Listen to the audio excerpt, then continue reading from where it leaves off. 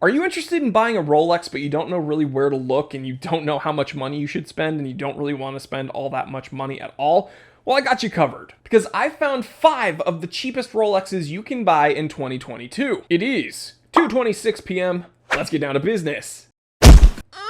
By the way, guys, I'm giving away 3 watches when my second channel, T3 Time to Drive, hits 10,000 subscribers, and we are just almost there. If everyone watching this right now hits the subscribe button, it costs you nothing, but it helps me out a ton. I will be giving away 3 watches. You'll have 3 chances to win 3 very cool watches, so don't miss out. First, let's take a look at the Rolex Air King 5700. That's 5700, 34 millimeters. It's an Oyster case with an automatic caliber 1570 with a date complication, and these average about $2,000, and you can find them sometimes less in 2022. Next up would be the Rolex Oyster Royal 6426. That's 6426. Again, a 34 millimeter Oyster case. This one's manual wind. Very nice classic look.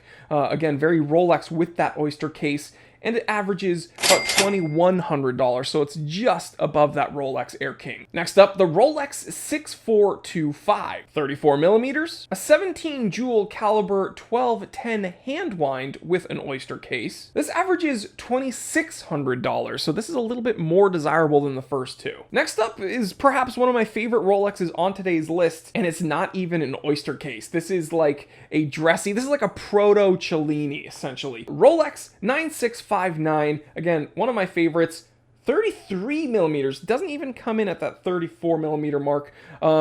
Manual wind. So again, this does have a mechanical movement, it's just not an automatic. And this averages about $2,700. So these are very desirable, but you can kind of find them at a steal because they're not an Oyster case Rolex, and people nowadays, you know, all they want are Oyster case Rolexes. But this is a very understated classic dressy watch that is still a Rolex. And finally on the list is a Rolex Oyster Date 6694. Now I have a Rolex Date 1500, different but similar, same but different. This Oyster Date has a 34 millimeter case, but it's a manual wind precision movement. It has the caliber 1225, whereas mine is an automatic, and I did a whole episode talking about that movement. We'll link it somewhere. This does have a date complication. It is an Oyster Date. And this is the most desirable one on today's list, averaging $2,900, so just under $3,000. So guys, we've taken a look at a Rolex you can get for $2,000, sometimes under $2,000, all the way up to one that's just under $3,000. So you have some options. If you really like the history